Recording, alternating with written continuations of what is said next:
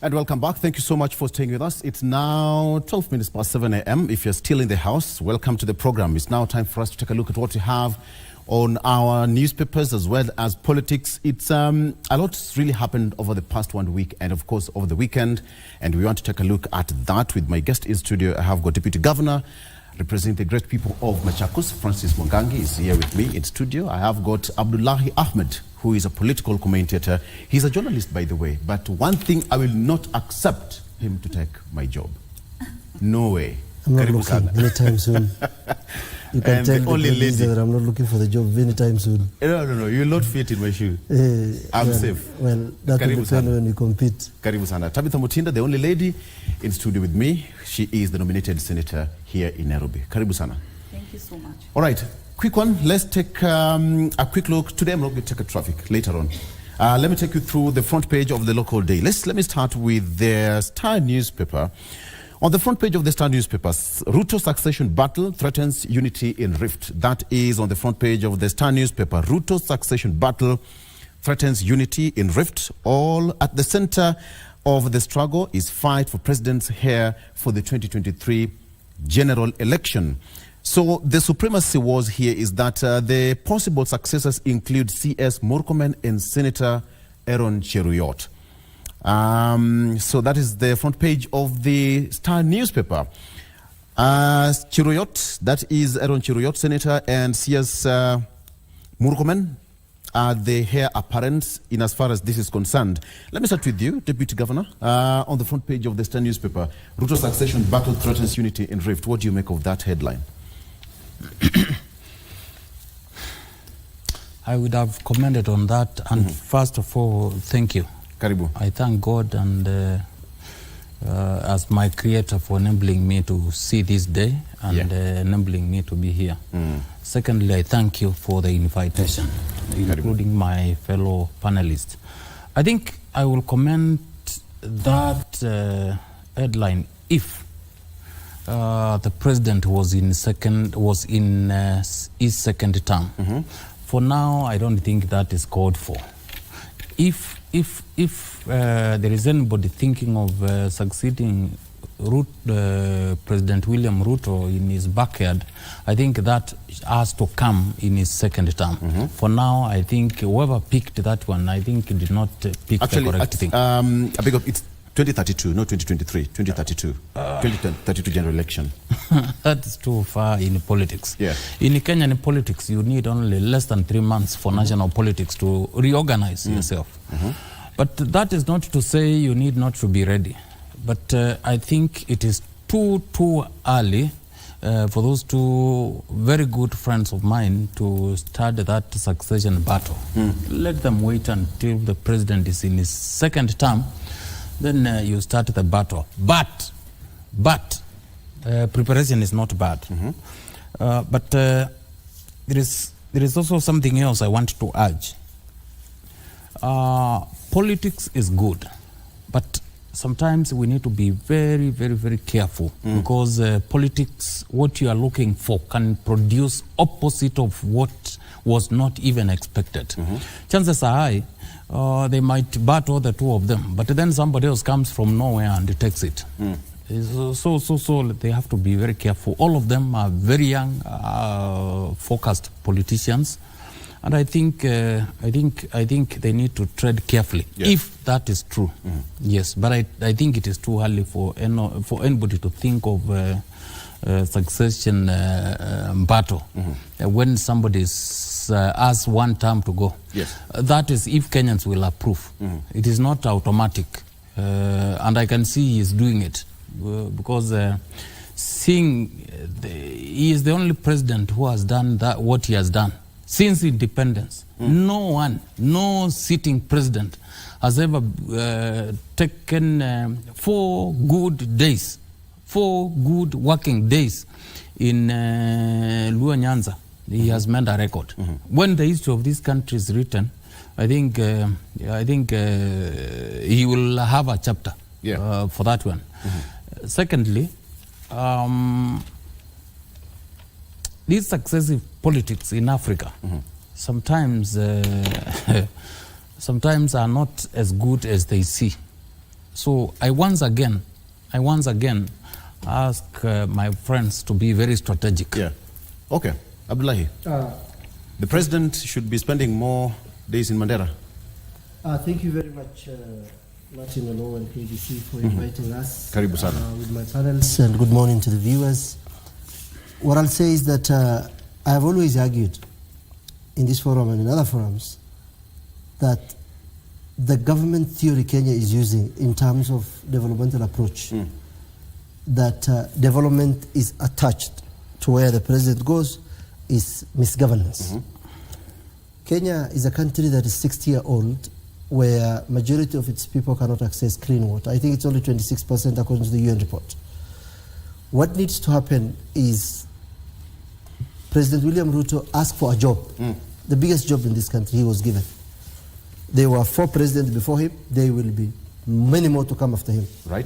What we need as a country is a president who will look at his bottom-up economical transformation, which is a very good idea, but poorly structured. Now, if you want to develop a country, the first rule, even in the medieval government, is to feed the people. A hungry society is a very angry society.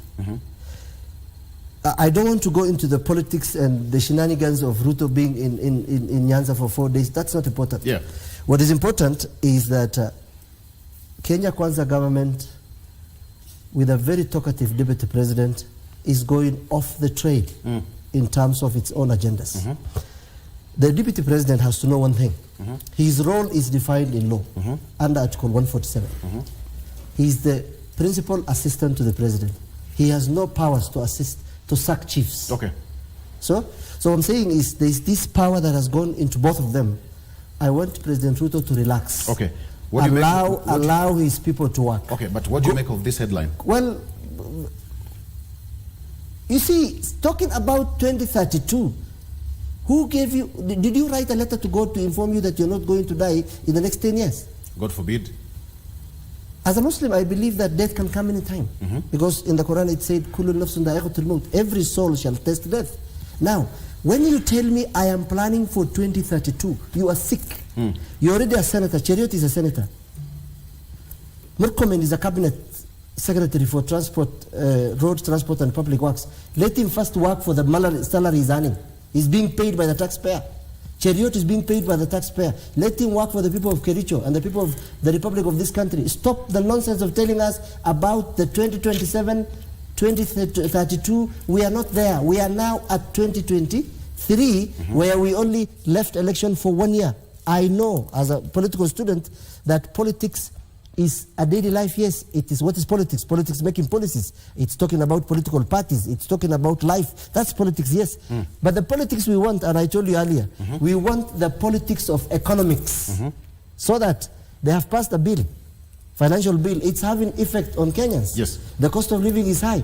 That's the discussion I would like to have. That president tell me, not Central Kenya wanting to be the president. Gachagua wants to this.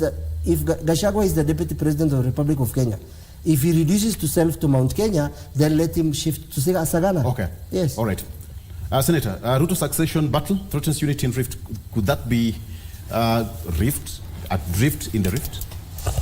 Let me start by saying thank you this morning for having us, and good morning, everyone. It's indeed a great day. You know, I just sometimes look at how the media looks for the news. But, you know, we understand, because, I mean, that's your mandate, you know.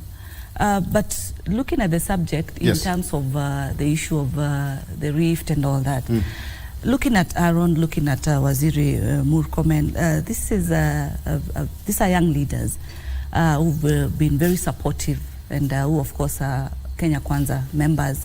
And they've been able to really come out and support the president as required. And there's nothing wrong with that. There's nothing wrong with being out there and supporting the president, especially by the fact that he comes also from your region. There's nothing wrong at all. The narrative that is being driven in terms of, you know, it's it's a succession and all that. Actually, I want to take it as a compliment. If they see that things young leaders can be the future leaders of tomorrow, there's nothing wrong with that. Then it's a compliment, you know. But I do not think from where I sit that our majority leader, Senator Aaron, is actually focusing on that. I've never had him with such debates.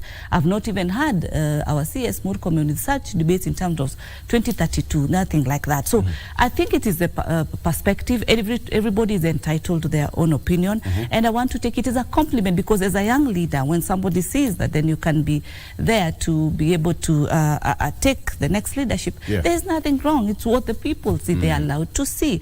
But I'm happy because as young leaders, then people can see the future in them. It's a positive compliment. The capability in them, the way they do their roles. You see, like someone like Aaron, how he's come and he's a majority leader today. Someone like Senator Murkomen, who's now a waziri today. Those are progresses, an indication that young people can be able to move from one level to the other, and it is positive. Matters succession, I can tell you where we are as Kenya Kwanza. We are not having that discussion. We are focusing in terms of what we promised Kenyans. So this issue of succession, and it's fine, let it come, because at least we are having bipartisan talks. And we are moving from a point of what we've been having in terms of 2022 audit issues, election audit issues and all that. And Kenyans now are at peace and focusing. They are even now to the level of people are looking at it from succession points and all that. But I'm happy whereby at this particular time, we are not having the issues of the maandamanos, the wars, and all that. People are settling. People are now accepting that this is the government that is in place. It's going to be there until 2027. People need to wait and all that. So the issue, and especially in Kenya Kwanza, we have not put any discussion in terms of succession matters. The discussion that is in table, and it is out there, as you can see, the president has come out clearly and said, it is not about the regions that voted and did not vote for me. It is about all Kenyans. I am a president of all Kenyans, of all people. And he has led by example. He's been in Nyanza and is really concentrated also on Western region, which is fine. Because, I mean, people need to see that we are not at a point whereby there are still political issues. It is developmental issue. He's been in Nyanza, he's been there, he's been matters, sugar issues, trying to see how the enriched regions come out from their status of not developmental and putting a better development. And then I asked, then what is wrong with that, for Christ's sake? What is wrong if Kenyans, if leaders would complain when a president is in the Western region, focusing on those are Kenyans. I had the privilege to be in Migori just last week at the County Assembly of Migori with one of the senators, and we were able to interact with the people. These are Kenyans. We are all Kenyans. And I've always stated on these shows, we are all Kenyans. This is our home. Go front, go back, this is our home. So we should be happy when we see a president who moved to every corner of this country to ensure there's maximum development. So that when there's fulfillment of developments in this region, it is easier now to move to the other region, to move the other region and the other region. And regions that have actually received a lot of developments, let the other regions also be able to receive developments. We are not saying that this region should be favored. No, that is not the case. The case is that the president is a president of inclusivity for all Kenyans, a maximum distribution of resources. Everybody is paying taxes. There should be equality. There should be fairness in terms of those distribution. And he has led by the example and is out there interacting with the people, either they voted for him or not. And at this time, Victor, we should be off matters of voting. We voted. Whoever is in the seat is in the seat, should be respected. And the question should be in terms of development. Yes. Okay. Yes. Let me take a quick look. I think I want to tell Kenyans why it is important to talk about 4 days in Luo Nyanza. Can we discuss that after taking a look at the front page of the Daily Standard?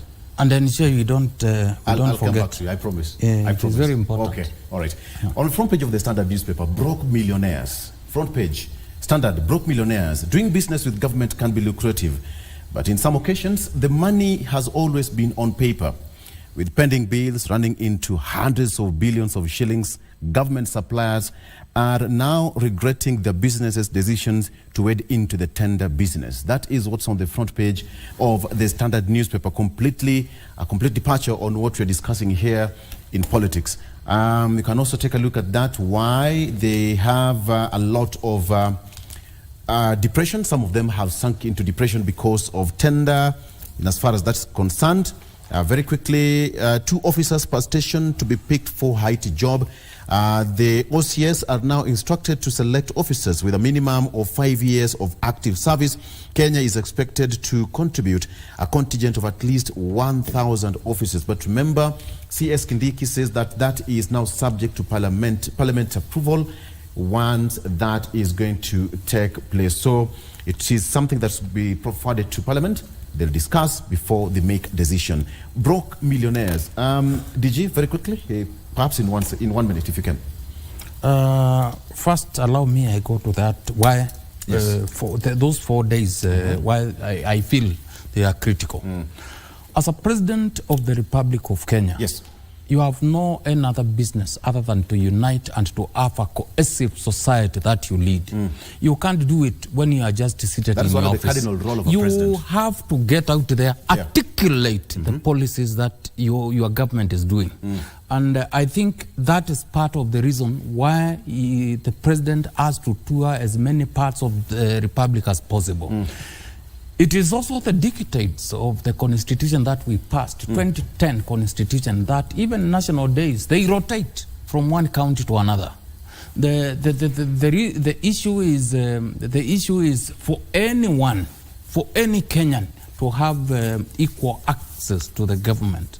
So it is, to me, it is absolutely very important to the president to tour as many parts of this country as possible, so that he can assess. Yes.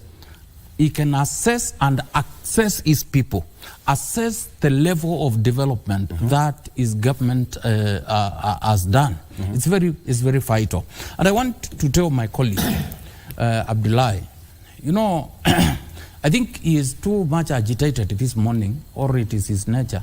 And you know, Fortas, as senator will tell him, it is like you have to. We did not come here to discuss me, so yes, let him address. So I think we need to stick to the issues, and the state categorically. It's very important for the president to tour countryside, not necessarily Nairobi. The issue of broke millionaires on the front page of the Standard. I think we need to have a policy in place, because we have seen, let me explain from the point of Machakos. These pending bills is a serious business. It's a serious economic threat to this country. I have a case where we have in Machakos County somebody who was given a tender of 4 million. And the boy ran to the father, who was then a senior police officer.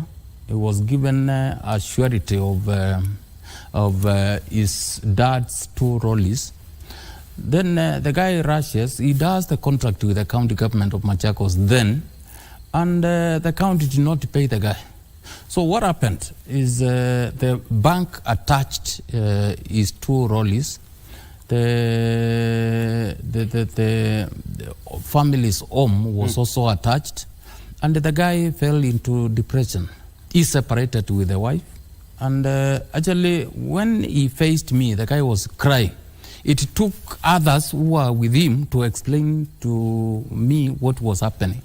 So I've just given one example.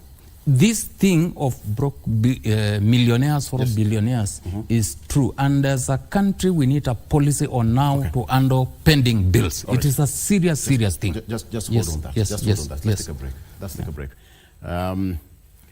Just a clear example of what really happens here, highlighted on the front page of the Standard newspaper. Let's take a break. When we come back, we are going to discuss more. As far as this is concerned, falling apart, that's the front page of this Daily Nation. Is it okay in the Kenya Kwanza administration? That is going to be forming part of our discussion shortly after we come after this break. Stay with us.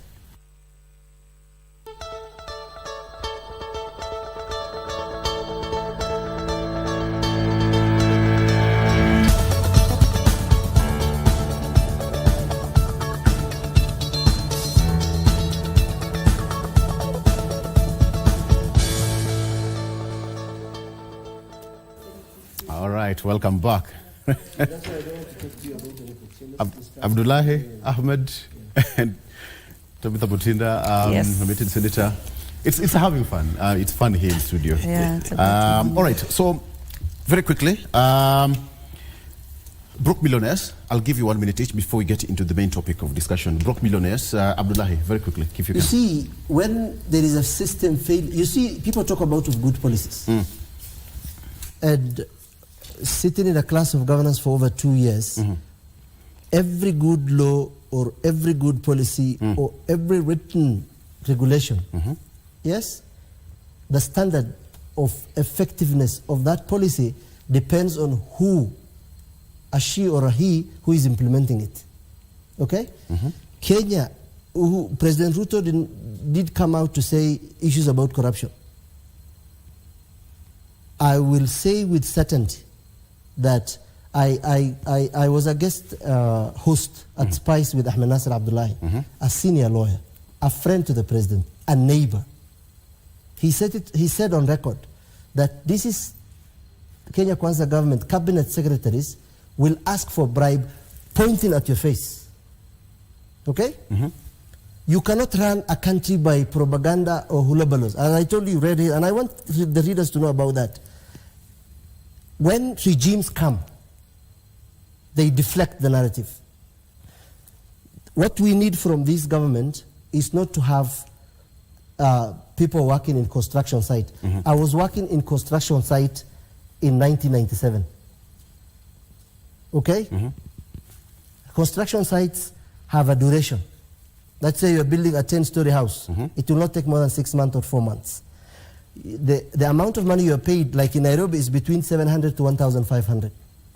If that's the dream Ruto has, then because he studied botany and zoology, and he was a person who has been in parliament for some times, he is either doing business with Kenyans or he does not care of what he's doing. If he does, I want him to feed every Kenyan. Forget about these roads. But he does. He's been going out there clearing all the pending bills, bailing out companies. When you build expressway, listen. The government, the 4 president million fertilizers. has been bailing out companies. Yes, yesterday he gave out almost 800 million for Sony Sugar, for farmers, suppliers, and even the millers. The other day when he was in Kakamega, he also bailed out. We all bailed out. Mumias Sugar. Did we address so he's why doing his they, job. No, listen. Did we address why they collapsed in the first place? You see, you can bail out every company. Of course, he talked about the cases still pending in court. Yeah, it is. It will That's take where the another 3 words 15, came 20 up. years. You know, mambo ni matatu. When you go to court, no. You see, forget about those things. This is what I need the president to do, because he's the person who swore to protect the constitution. Right. I want to address the DG, my friend, who talked about unity and cohesion. When did we fight as Kenyans? I have no problem with any Kenyan from anywhere. The people working with my wife in Manada County Hospital as nurses are from Kisii, Kiambu, and everywhere in this country. My teachers, John Joroge and Kinoti, were from Kiambu and Nyeri. We have no problem as Kenyans. This fallacy of unity and cohesion, if there is unity and cohesion, we have 2 communities that have taken, that is the Kalenjins and the Kikuyus, 38% of the cabinet secretaries and the permanent secretaries. 25% Kalenjins, 13%. And their population is less than that. So what I'm saying is this. Those in government, the DG and the senator, might be comfortable because they have a job. I don't think they are. They have a lot if of they are not, they are not. I don't think they are. If they are not, right. The senator's role is to fight for the Senate. Number 1, if the government wants to be defended, we have now Isaac Mwaura. Okay? On issues of economical transformation, we have advisors like David Ndii. When I want to talk about economics, I will listen to David D and not the DG. So what we need to do is... But his opinion also bound. Opinion in Article 35 gives everybody the right to say whatever they want. So you'll also have to give him that ear. Now, Abdullahi Alas, as a Kenyan citizen working and giving opinion, is different from the DG. Okay. The DG is paid lump sum money to perform. So those we pay must perform. That's what we're saying. Senator, let me get your point on this. We also have... Based on the example that the DG gave, the issue of pending bills, it's a thorny issue for so many Kenyans. But then now... How did it come to existence, the pending bill itself? He's given as an example, and that is just but an example. Correct. A thorny issue out there.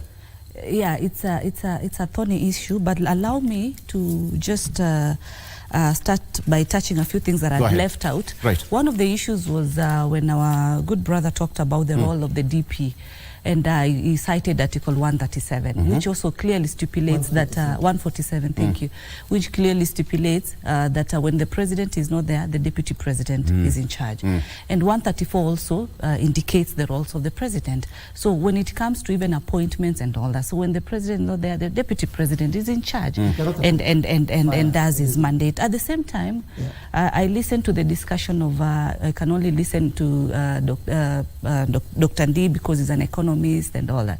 Then I ask as Kenyans, since Abdullah is as you said, is a journalist, I didn't know, but it's good, it's a good field. So I should not listen to him because he's a journalist and he's talking matters treasury and matters economies. So I also did then, economics. you know, So we that's should what be it able That's to... a challenge to you, so you should not listen to you. We didn't come here to discuss each other. That's in why mind- No, on a lighter Yeah, note, no. that the Abdullah, discussion, Calm that the down, discussion calm down, is calm down. as far as Kenya is concerned, We are as not far here to as our discuss country each is concerned. And the role of senators, just to put right, is to ensure that we support the devolved government, we support the county governments that are in place. That is our one of our key roles as senators.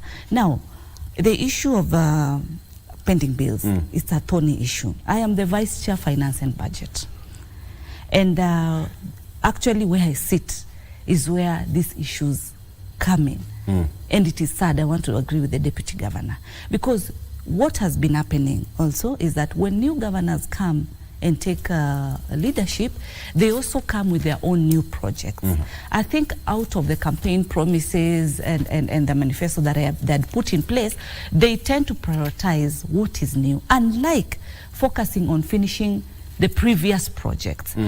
There are projects that you find that they've been completed, but they've not been handed over. There could be issues between the contractor and, of course, the county government, push and back. At the same time, when that structure is not handed over, there's no utilization of the same structure. Case example, Nairobi, NMS issue. NMS came in and did structures, especially the health sector. But as we speak, those structures are just there. They've not been, they're not operational because they don't have the personnel that is needed. And hence, there are people who have still not been paid. This has affected business people.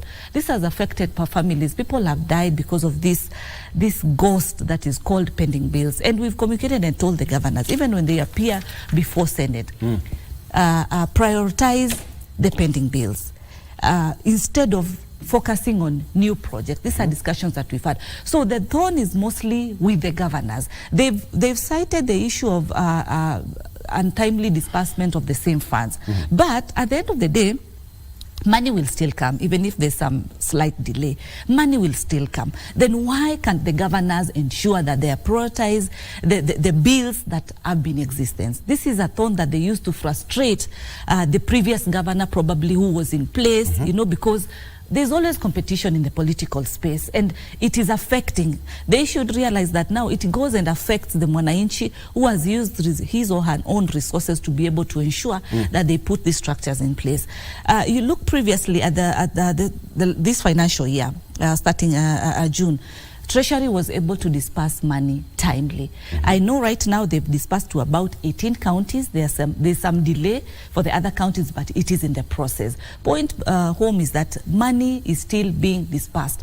What is the problem, Victor, this morning, is the budgeting and the planning, the priority.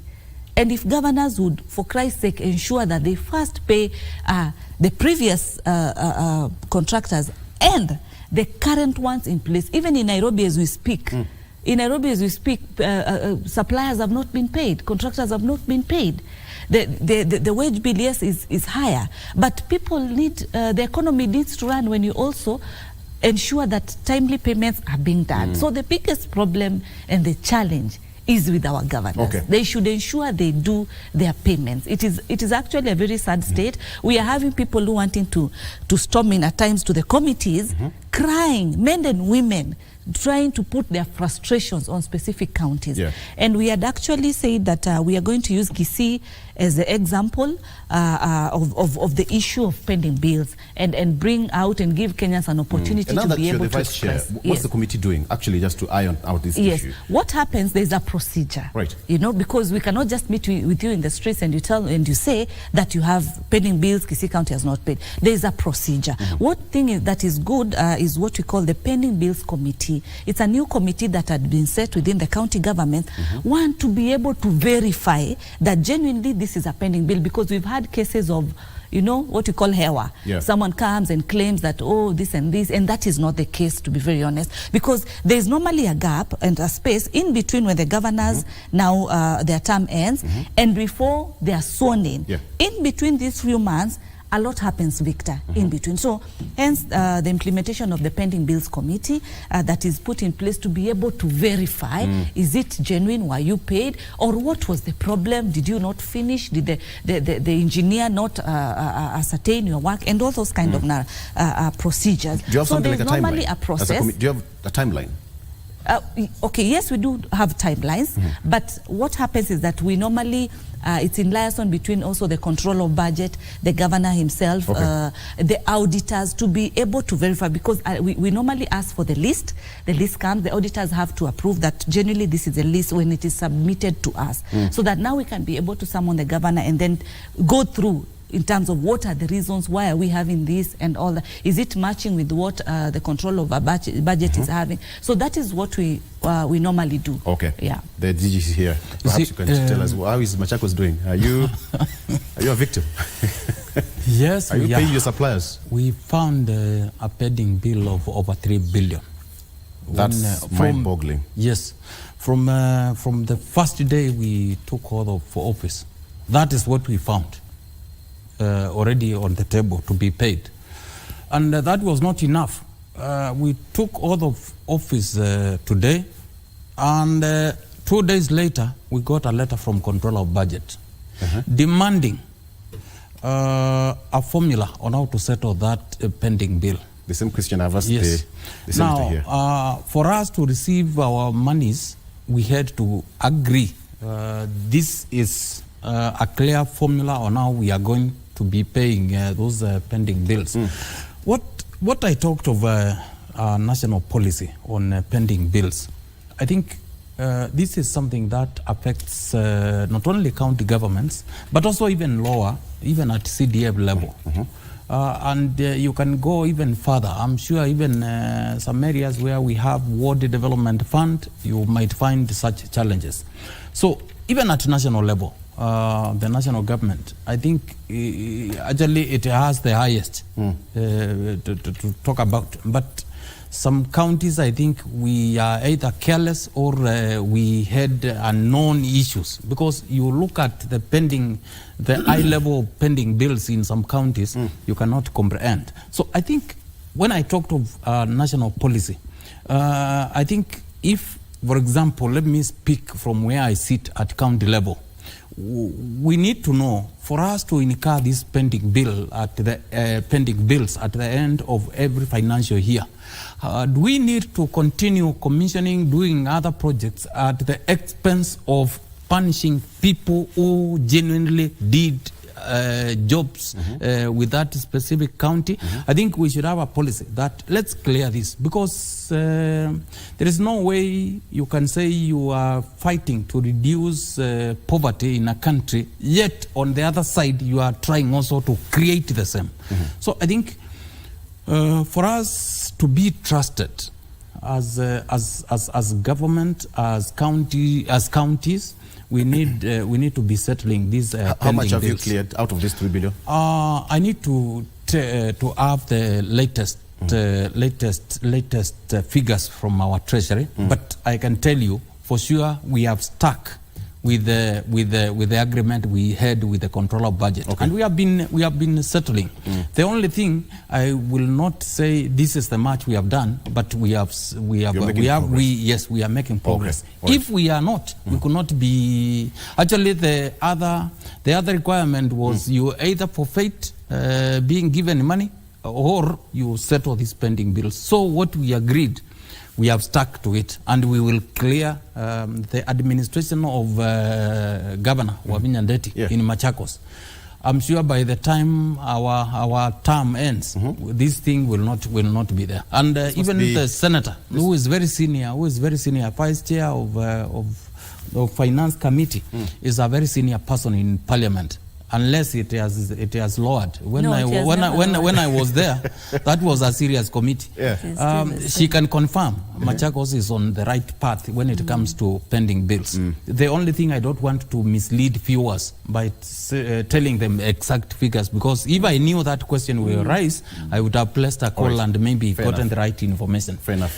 So I think that we need a national policy that will guide the issue of pending bills. Okay. Yes. Right. On the pending bills, first of all, this country has laws. The people who have written these laws have thought about most of these things through our experience. Now, when you say pending bill, these are either money that has been, projects that have already been awarded, half done, or starting, or being awarded. The CEC Finance, under the Public Finance Management Act, has certain leverages of awarding projects. CEC of which county? Any. A CEC is a CEC, anyway. They're just using the Public Finance Management Act. So those financial laws allow them to award project and add to the next budget. But now, when you say pending bills, is the problem we have in this country issues of ethics and integrity, or the law? We don't have a problem with the law. Because when one governor leaves, there is a transitional, time, then this governor hands reports to the other. Isn't it? Including from the Department of Finance. So most of these things, what happens is when you come in as a person, if you've done some M&E, you go ascertain most of these projects.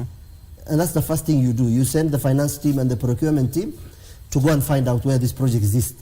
Because some of them, as my sister here said, are hot air. Yeah. The problem we have, I said in this forum and other forums, is not the law. Kenyans who are in those offices are greedy. Why? Look at the reports we are getting. Money is lost in KEMSA. Money is lost here. Who is stealing? The law is not stealing the money. The banks are not stealing the money. There are people who are manning these things. So it's a network of corruption. If the president can deal with corruption, yes? Yesterday we had issues in my constituency. There are allegations made against senior government officials that they have taken roads to my constituency, to a certain location. It's okay to take the roads there, but instead of being fair to the companies that have applied for all these projects, certain skewed projects are given to certain companies. And the money is 100, 150, like the MPs are getting 155 million, isn't it? A few people are benefiting. The governor comes to power, a few people are benefiting. You see, so if the people in the government were having, vision for this country, because Kenya had leaders from 1960. Why are the problems that we have today are the same problem of social injustices that Kenyatta spoke about when he was the president, 60 years after independence? So unless Kenyans, I said, get angry and we start throwing people into dustbins and whip them, so that, because we pay people, this is our money. So when you pay somebody 600,000, 700,000, and allowances of 5 million or 6 million for a car or a house, that person is supposed to be thinking about how do I think and innovate, projects and activities that are going to, help the common man. What we have here is what's happening in the world. But I have a question to all of you. Why does it take long for suppliers to get paid right on time? You supply maybe stationaries to any government office, but it takes ages for you to corruption is involved to be paid. Let me go with the senator first, kindly. Yeah, I want to, what Abdullahi has just mentioned in terms of the president dealing with corruption, I want to add and say the governors. The governors should lead by example by eliminating corruption in the counties. There's a lot of corruption. In black and white, there's a lot of corruption in the counties. And it's not the governor paying, it's not the governor who's the signatory. It is these employees that he has put there, the CECs, You know, this is where the problem is, because I do not understand where the procurement are the ones who have given the same job, and when it comes to payment, there is a problem in the payment, and this is a payment issue that drags and drags years and years and years, and it frustrates. The issue, in a nutshell, it's governance and leadership within the county governments. The governors should lead by example. I think a county, if I'm not wrong, a county like Mandera did not have pending bills. How comes that governor... In the last financial year? Yes. Okay. The governor is my colleague, is Senator Ali Roba, former governor. He was there for 10 years. And yet other counties, like as he has clearly said, Machakos County has been on the forefront on these issues of pending bills. And that's why we are saying, as Senate, not even just as a committee, this is a big thorn, because most of the senators, most of them, they have brought the same concern to our committee in terms of the issue of pending bills. But as I said earlier, it is in the process of the verification, because we are also careful dealing with these issues just in a political perspective, because at times we have issues between the governors and the Senate, at times, not in all counties, but we're trying to make it, so official in the right formula by auditors coming in. We also have ESCC, which we second in our committees, to be able to help us go through, so that if a matter needs ESCC to intervene and be able to check, then that is done. If a matter just needs the auditors to be able to give us the report as required, then that takes place as required. But the problem that is there is just the issue of corruption, and secondly, the governors trying so much to do their own projects and neglecting the previous project. It is very sad. We don't have much of these issues in CDF, by the way. It's hard for you to see a headline saying that constituency so and so for this blah blah blah in terms of this supply, they were not paid. Why? Because I think it is a smaller area. There is a formula, and the MPs are very careful, because of course their own political future plans, and they do not want to have issues. And most of the projects are public participation takes place. So you find that even Mwananchi is so keen to see this project that needs to come to light, and that project, when it's finished, it can be utilized to its purpose. We had a privilege to visit Turkana during our Senate Mashinani. I was privileged also to be in Turkana. Turkana's revenue, money is about 12 billion per year. Looking at since devolution up to now, it's about 148, billion. You go to that count, it is sad, and I want to say it is sad, because as we moved from one area to another, we were stopped by sometimes young kids, and you stop as a Kenyan. They stop with you with beautiful smiles, and you stop. Victor, what they ask you for? They ask you for water. In this time and age, 2023, and looking at the money that has been issued to this country, those kids are not asking for money. Yesterday, I had a privilege. I was coming from this side of Wambapaseli. The same happened. Some two young boys, they were, herding. And they stopped, and like a mother, like a parent, you stop, you say hi. Then they asked water. I said, I don't have, but I can give you. I gave them some 200 shillings. So there were two boys, so I gave one. I said, go buy water. The other one looked at me and said, what about me? I said, you will share. Thank you, were with me on this. I said, were you together?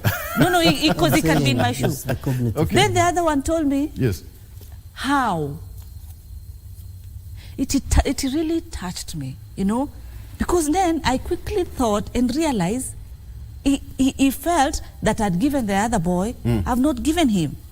So to reduce the whole, I went back and gave this other young boy, I gave him his own share. Then I asked them, are you still going to school? They said, no, we stopped. Then I just understood from that perspective quickly, just here. And I told myself, we are in Kenya, devolved government, we have a problem. And our governors should wake up. But I want to give credit to some governors. They've really been, a few governors have been on the forefront in terms of development, in terms of ensuring that at least there's maximum development. But we are still behind. We are still, it's really quite. I feel like the deputy I know governor Kenyans would be asking them, what are you doing? Yes. We are there. We are looking at it factually, because there is still law. You cannot just wake up today and say, this has not happened, and yet we have to be able to look at the facts of it and everything. But as we speak, especially in Turkana, where we've been, the water issue is really a very sad issue. And we had an opportunity to go to some private business areas and all, and you see development, you see nice, beautiful hotels with good flowers, with good vegetation, and you say, then if this area can have this quality in terms of agriculture, then why not the neighboring area? Okay. Then now we go back to the insecurity issues. Right. There is war, there is interclashes in let's this take a break. country. Let's take a break. When we come back, I want us to talk about the issue of instability in Kenya Kwanza. There's instability in Kenya Kwanza. But at this point, I think the Deputy Governor has been indicted on behalf of his colleagues and the governors. You're not paying bills, DG. Now, you're not paying bills. We are taking a break. You're taking heat on behalf of your colleagues. Yes, but I think I have 2 or 3 points to say. One. After we come back. Okay. After we come back. Okay, let's take a break. When we come back, I also want to take a look at the issue of, is there kind of a crack in the Kenya Kwanza administration? The Deputy President speaking from the other side, and the President is also speaking on the other side, head to head. We're going to take a look at that shortly after this break. Please, don't go anywhere. Sawa sawa. Sawa sawa.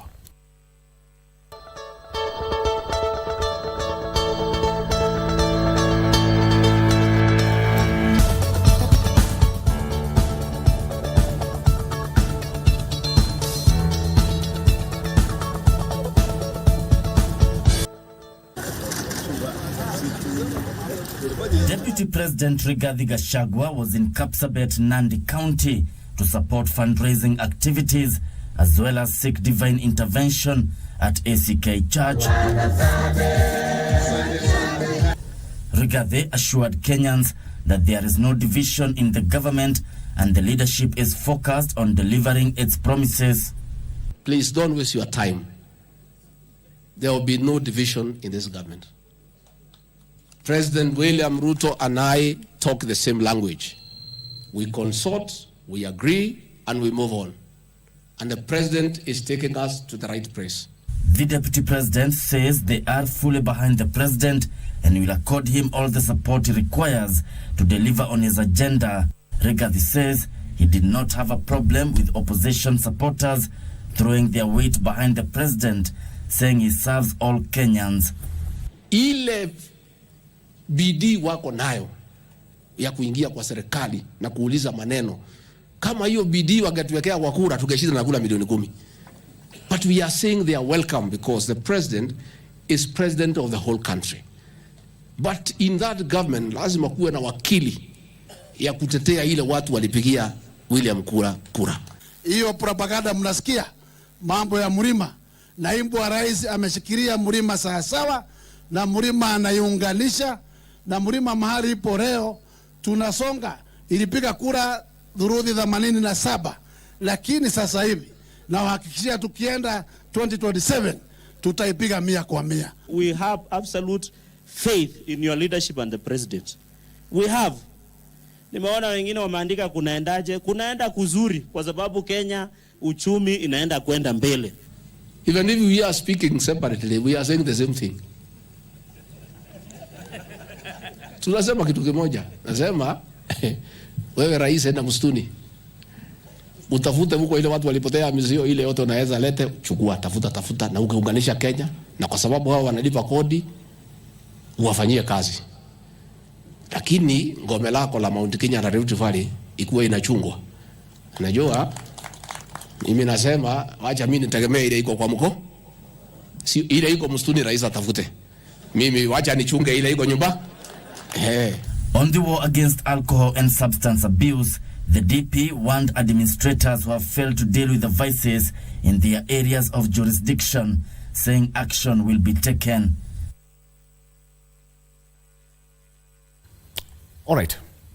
That is also on the front page of the Daily Nation. Falling apart? That is the question. Falling apart? Ruto and Gachagua in a back and forth over shareholding. And the story says that while President Ruto has maintained that his administration will not discriminate against any part of the country because of political differences, DP Gachagua has been unapologetic that the interest of those who voted for the ruling alliance come first. Let me start with you, Senator, is there a crack in the kingdom? None that is there, none will be existing in any near future. Opinions are entitled. Your own perspective of how you look at it is entitled. The president and the deputy president are now focusing on a national development, as I said earlier. Then what is so wrong? And as you can see, the deputy president is in the Rift Valley region, supporting the people of Rift Valley, the Harambee. The president is in the Western region, doing development in this particular region, and we've been able to see the developments in terms of the housing project, in terms of the sugar, building out the sugar factories and the infrastructures and so on. So where is this crack coming from? The president has clearly pronounced himself and said every Kenyan paying taxes, they are required to have equal development like any other Kenyan. It's not about this region voted for me, Rift Valley voted me, Mount Kenya voted for me, and so they should get developments and this other should not get. That is not the case. And the deputy is clearly saying every Kenyan should deserve equal development, equal services from the same government, because we are all under one government. In the we eyes do of not the public, have to. they'll say they are together, but it seems that Kenya Kwanza administration are reading from different scripts. Unless you are reading your own script, because the script I'm reading as a Kenya Kwanza member is that we are focusing on getting, of course, bigger numbers. You remember very clearly, our margin was very little, about 200,000 difference. That is little. And so like any wise politician, you will ensure that you expand and get more numbers. It is easier to bring in 13% Mount Kenya and like bringing in from a zero perspective. And so that's why it's easier for Rigiji to be able to bring in the 13% from where he is. And now from Western, we're starting from a 0%. Or from a 5%. So trying to bring that even to a 30%, it requires a lot of time, it requires a lot of resources. You need to be there, and you need to be there as the president, you know. So that is just the strategy. And remember, Victor, I've said earlier that during our campaign period, we did what we called economic forums. We were able to move to different parts of this country, discussing matters economic. We have different blueprints with the local leaders of these particular areas. And that is what the president is doing himself at this, not even sending the CSS or the PSS or the deputy president or the governors and all that. He's going himself to be able to look at these issues and look at the blueprint and where do we start, or what do we do, what can be able to kick off immediately. So us as Kenya Kwanza, we are looking at development, but the people's eyes want to turn the page and look at it from, you know, a political vision. We are also allowed to read in between the lines. When the deputy president said that there should be a truce now with the former president, Uhuru Kenyatta, and that sent some signals, Senator. Let me tell you, what is the problem? Yet, as we speak currently, we are having bipartisan talks. Yes. We've been able to bring our counterparts from the opposition. Right. Let us have a discussion that unites Kenyans. There has been the discussion on bipartisan talks on the office of the opposition leader. As Kenya Kwanza, because I was part of the delegation that tabled our views, we said we welcome the view, because equally he's a leader. He has been having his supporters, his backer.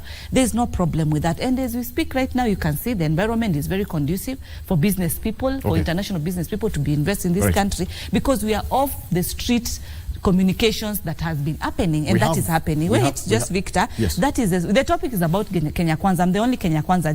Give me my time. And then at the same time, we are seeing that president is going to the Western and bringing, you know, and showing, equalness. The deputy president is doing the same.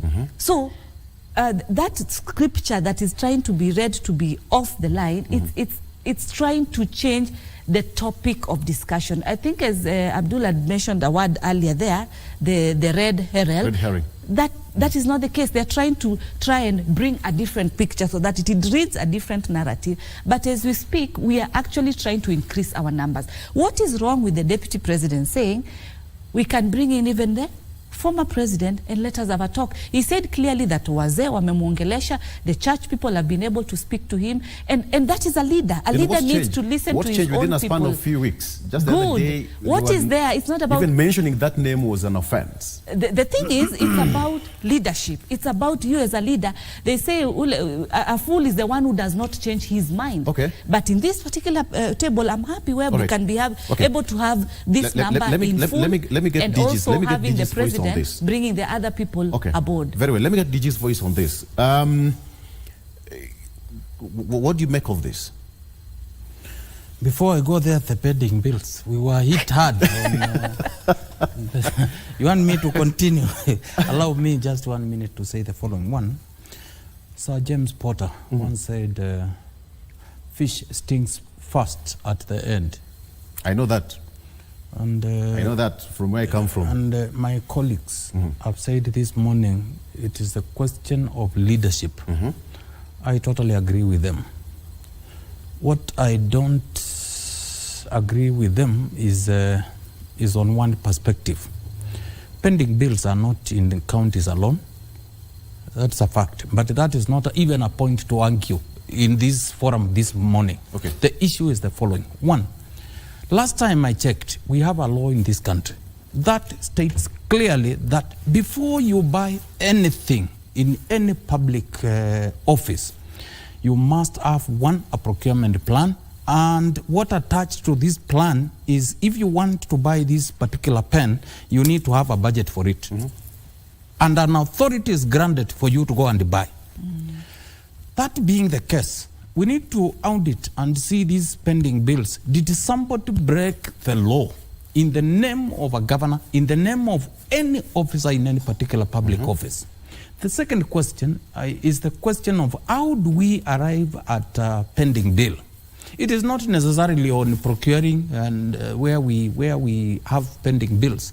Sometimes when the national minister, the national treasury minister goes to parliament here, as well as those in counties, chief account executive committee members in charge of finance, whenever they present the budget, they present projections. It is approved as such for that particular minister to go and look for that money to come and implement the agenda, the development agenda. Now, sometimes we project a very big budget, and when we go back, we don't realize this budget. Yet, we are granted permission to go and procure based on what we presented in Parliament, what was approved. Sometimes, if you go buying, knowing you will raise that money, sometimes something happens and you don't raise. That becomes a pending bill in itself. And that is what I meant when I said we need to have a policy in place to guide some of these things. But this said, I'm not saying there's no corruption. I'm not denying that fact. So kindly, we've gone back. Kindly, when it comes to pending bills, because it is something that we want to address once and for all, I think we need to address it, understanding what necessarily the law states. Now, coming to the cracks in Jubilee. Kenya Kwanza. Oh, sorry. Yes, Kenya Kwanza. You know, they are also part of Jubilee. Okay. Because they were in the last, and then they got mandate. They rebranded and became KK. Now, I would say, from a national point of view, it is never, ever so healthy for the country to have a perception that the head of state is speaking a different language with his or her deputy. Even at the county level, sometimes you don't allow that to happen. If I hear that the governor has commented on something, even if I don't believe in it, I can't go public denouncing what she has said. I'm talking about my own boss. I must know there is a account to take care of. Immediately I voice anything that it appears that it is against what the governor said, definitely the opponents and everybody now will chew in. Now the Machakos County governor and the deputy are not in the same. So sometimes, even if you don't agree with what she has said, you keep it to yourself and look for her and see how to iron it out. Here is something that I will give one example because it is very important. One time, the deputy president talks about shareholding in government. President goes to a public and said that is nonsense. Everybody is a shareholder in this government. What does that one tell you? And the way he put it, it was not like he was joking. And you don't expect the head of state to... In fact, he went ahead and used almost the term that the late President Kibaki used about this stupidity of talking about these kind of things. Now, that in itself is not what we really Kenyans are hiring for. We expect at least the deputy president and the president to be speaking the same language. Number two, we have National Dialogue Committee. The president sits down, agrees to come up with this to ill the nation or address anything that might take people to the streets. And then you have a forceful and very outspoken deputy president who comes and opposes completely. And right straight on says this will yield nothing. Now, where does it leave us as a country? Maybe my friend, the deputy president, could have looked at different language. He could be the truthful man, but he should not be seen like some of these things which are national in nature. Whenever the president speaks in public about the same, I think even if he's not in agreement, he needs to look away. I've seen he is talking about protecting predominantly the areas that voted. There are different ways of protecting that, because what is coming out is it is like there are a division, whether perceived or truth. It could also be politics. Let me tell you, Victor, I've been in this game for some time, starting with being a member of parliament. I can tell you, the president and the deputy, they know, all of them are very sharp political leaders in this country. And whoever is planning to compete against them in the future has to be very careful and evaluate some of these things, not as the face value brings them out. Okay. Right. It is important. It could be politics. Let us seem to be divided while how the enemies... Let me get this from you, Abdullahi. So, yes. The deputy president is speaking from this other side. The president is also speaking on the other side. Okay, the government of shareholders, that they may call it. But then now, when you look at the unity as it comes, Senator will say that Kenya Kwanza is united. But once that appears out there in public, it's a different script altogether. I know she'll not agree with you. Well, I think first of all, I will say on record that the mountain is not at ease. What do you mean? The mountain is not at ease because they have contributed, as my deputy president Gachagua said, shares. They contributed the biggest share, according to them, 40+% from the 10, 11, I don't know, 7 counties, including Laikipia, Nakuru, and the rest. Now, when you see leaders of that magnitude, you and I are trained to listen to what leaders are not saying. We don't listen to what they're saying.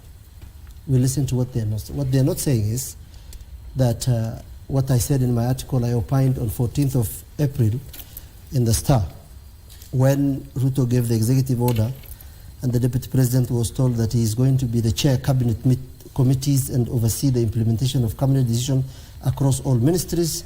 With the issue of the cabinet has been, there is nothing he has reported so far. Gachagua is supposed to coordinate intergovernmental relations between the national government and that. So he has already been, the president has already delegated some duties under the executive order already. Now, what is happening is this. The unease is coming because a talk, I'm sure Raila and Ruto have spoken. I'll show you. Yeah, we are sure. We were told the other time. There is a time he delayed in church. Were you part of that? You know, we're in Kenya. We are not in the moon. There is a time the president was late for a church. Yes. Information came. And you know, sources are very available in this government because some of them talk too much. What magic did Ruto use to stop the demonstrations? what magic happened to establish the bipartisan with Ichungu and Kalonzo. This is going to happen. If the kind of altercation we're seeing, I'm not here to admonish anyone, but the kind of altercation we see between the president and the deputy president is a proof that something is cooking. Okay? Either there is going to be a reshuffle where people from Raila's side are going to find themselves in government, or people like Oparanya and Kalonzo Musyoka are groomed for the next government. Remember, nothing has worked twice in this country for most people.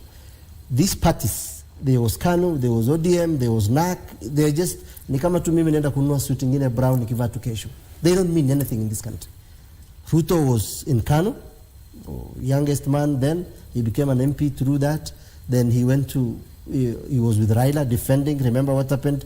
The altercation between him and Mother Karua at KICC, and then there was URP, then there was TNA, then there was Jubilee. Now, so it's just the same monkeys in different forests.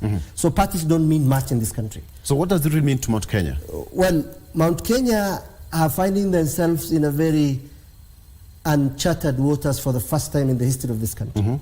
One is that they are getting most people that have become so hostile to the two communities leading this country only, when we are 47 count. I want to one day to be a president of this country, but I can't because they will not judge me because of the character of my content, but they will look at my hair and say, this warrior from Mandela.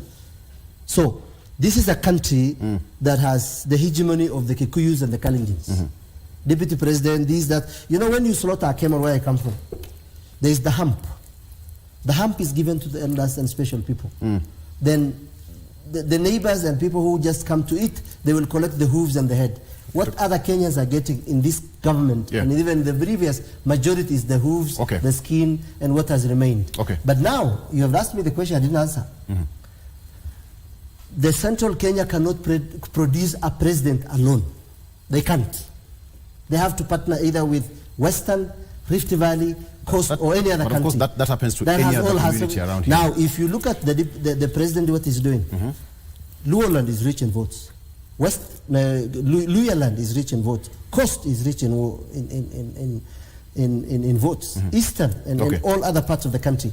The only people who can give him headache is Raila, and because 250,000 is not a big margin, as my sister claimed, as I acknowledged. This is a country where people used to beat each other with 1 million, 2 million. Okay, because I have 5 minutes. I have 5 minutes to finalize. So what's the way forward? Because now, moving forward, it seems that is it safe to say that the deputy president is feeling the heat from within? He's on his. No, there's no any single heat that is in place. This is simply because where we are, we are managing both developmental issues and politics in it. I remember the team that is in place said earlier that the president, Dr. William, he has a good compass of personalities. He's a politician, and his politician is a combination of his some percentage of Raila-ness in him, some percentage of him being the Moi in him, and also being a manager. By meaning Moi is firm in terms of his decisions. By being the Raila-ness is the energy that he has from inside, from within, how able is able to move from one region to another and be able to balance across. So Victor, I can tell you this morning, there are no issues. What we are actually doing is a nice strategy for 2027, ensuring that we still achieve the manifesto that we gave Kenya. So we are looking at both the numbers and our scorecard in terms of what we promised Kenyans. Kenya Kwanza is intact. Can the people on the other side try and just join the boat? If we can't beat them, join them. And let's move for the development of this country. What do you make of this, DJ? Because at the end of the day, that's the 11th commandment. Deny, deny, deny, deny, deny. How do you make of this? I think they say if you don't plan, you are planning to fail. And then the planning is good. But let us not, as leaders, we are 1 year to the office. let's not focus so much on 2027, but focus on transforming this country. As somebody has said, this cost of living is pushing millions of Kenyans to poverty every day. I think we need to do something about that. This issue of 2027, we might not have anyone to look for those votes. So please, as much as we are also planning for that future, because it is also very important to plan for that future, let us not over-concentrate on 2027 business. There will be time for that. For now, let's see how do we lower the cost of living? How do we make sure Kenya is favorable for business? How do we attract foreign direct investment? Which policies do we come up with so that we can have even cottage industries at village level, so that the masses, the millions of people who do not have any job, at least have an sustainable economic activity to be engaged in. If we focus on 2027, we might go every part of this country opening, commissioning, promising, and at the end of the day, we are pushing masses to abject poverty. I think we need to change our strategy. Number two, I think I want to talk directly to my sister, Senator President. If we are to transform this country, let's fix the issue of devolution. Both Azimio and Kenya Kwanza talked of increasing monies going to counties. All of them talked of ensuring within the first 6 months they will have transferred all the functions and resources necessary to ensure this country works to counties. Now, that has not happened. And we are still way below the 15%. And why am I saying this? Our good senator this morning will tell you, we use the last audited accounts, yet the monies and the budget we are using is current to send those monies. So when you calculate the last audited accounts, monies going to counties, plus what the country is budgeting for now for development, that comes less than 9%. Let us save devolution. Any country that has developed, they ensured that devolution worked. And Senator, don't stop at pushing for more resources to counties. Let us look at how do we stop the kind of corruption that is happening anywhere, whether at national level, at county level, whichever, as long as it is a public entity. We need to deal with that. Finally, we need to go. Finally, we need to go. Just 1 minute, Victor. We need to go now. Finally, even as we look at the devolution, we need also to look at how do we make these counties and the sub-counties centers of economic transformation. That is very important, Senator. And we will transform this country. Thank you. Thank you so much. I'm under pressure. Victor, I'm under pressure. I'm completely under pressure. I'm completely under pressure. 1 second, Victor. I would have I'm under even pressure. no closing remarks. I'm completely even closing remarks. Tunasema tutanyolewa. Tutanyolewa. Tabitha Mutinda, thank you so much for joining us. You are a regular guest on this show. I'll give you more time next time. Kindly. All right. Thank you so much for coming. Abdullahi, Kamel Hada, next time bring us a hump for Wazee that we can share. We'll share. Deputy Governor, tafadhali tuzimia maji huko. We need more water here. Asante sana for joining us on the show. All right. You as a viewer, thank you so much for joining us. Bye-bye.